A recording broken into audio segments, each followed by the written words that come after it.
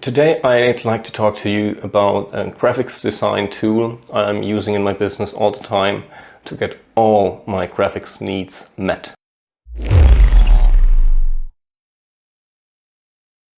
Hi, my name's Matt and recently I've started a new business and I've decided to document that whole process so you can learn from my successes and avoid my mistakes. If that sounds like your cup of tea, do me a favor and subscribe. The tool I'm talking about is Canva. It's an online platform where you can pretty much design anything you like for free. There is a paid plan where you have a lot more options, but for my usage the free plan worked just fine and I haven't had any issues so far.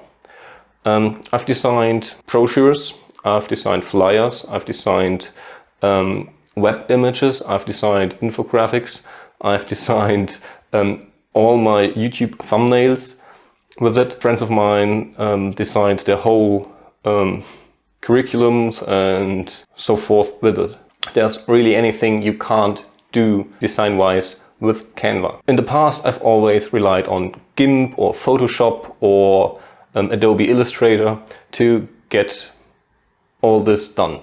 I've had to put an image into Photoshop or GIMP, manipulate it, then put it into Illustrator or fiddle around in Photoshop until I was happy with what I got. Now I'm just uploading the images that I intend to use to Canva, pick a font, pick a preset, and I'm done. Type in what I want and all the design work I need to do is done within minutes instead of, well, sometimes hours. And that is really something that has helped me, well, slim down on all the overhead I have while not out shooting videos. I've just started to think about an idea or an ebook or something, go onto Canva, look through their libraries of presets or templates, pick one I like, change the font, change the images, and I'm good to go without having to spend hours and hours and hours sifting through options and stuff on Photoshop or Illustrator or GIMP.